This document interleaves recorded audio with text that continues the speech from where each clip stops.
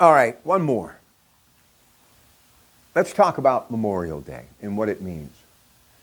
I have been up since very early today getting ready for tonight's show, and we will do what we always do, pay tribute to the men and women of the military and look back at some of the very difficult times that this country has faced during wartime and why this holiday has always meant one thing: sacrifice, those who have paid the ultimate price.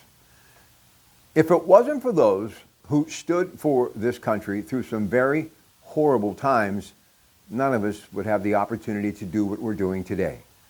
Visit that gravesite of a fallen hero, that local parade, just placing your flag on your front porch, having a picnic, sitting on that deck, enjoying an adult beverage with those who you love in the neighborhood that are a part of your generation, old enough to remember the stories of war. One thing, though, I do worry about is a lot of times we don't have these stories being told as they once were. It was nothing for me to gather around my uncles at any holiday just to hear those stories. And as they would enjoy a cold beer or two, they would continue to tell these stories, and it was my window to the world. It gave me an opportunity to understand the tragedy and triumph that those who fought in those wars went through, so I could be there with my family on that holiday. I have never forgot the significance of the sacrifices that have been made by the men and women of the military.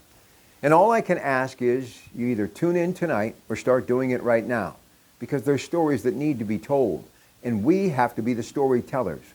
And those of us that are old enough to remember the greatest generation because they were a part of our generation, it's our duty to tell their stories to our children and grandchildren. Even though with all the abilities and those technical tools that they can negotiate with, whether it's an Xbox, a PlayStation, their smartphone, or a laptop, or just the great invention of television, radio, podcasting, sometimes the human gift of voice and communication and focusing eye to eye, nose to nose, heart to heart can actually be the greatest gift. We may not have walked the walk, but we can talk it, and we continue to stand on the shoulders of giants, those real heroes who walked amongst us. The greatest generation pretty much now is gone, including my father, who would have been well into his 90s if he were alive. My father died 25 years ago this summer. So it's been a quarter of a century, but I'll keep telling those stories as long as I can. And I always invite your stories on the radio as well. But more importantly, as I did with my children, and if I live long enough, I hope to tell my grandchildren, those were the real heroes. It wasn't the famous athlete, the movie star, the musician, or some political historical figure. All important for sure. But the real hero is in your family. Their blood runs through your veins. And that responsibility is because of the sacrifice that they made and the opportunity that they took to preserve our freedom. You must take time to let their legend live on for an eternity.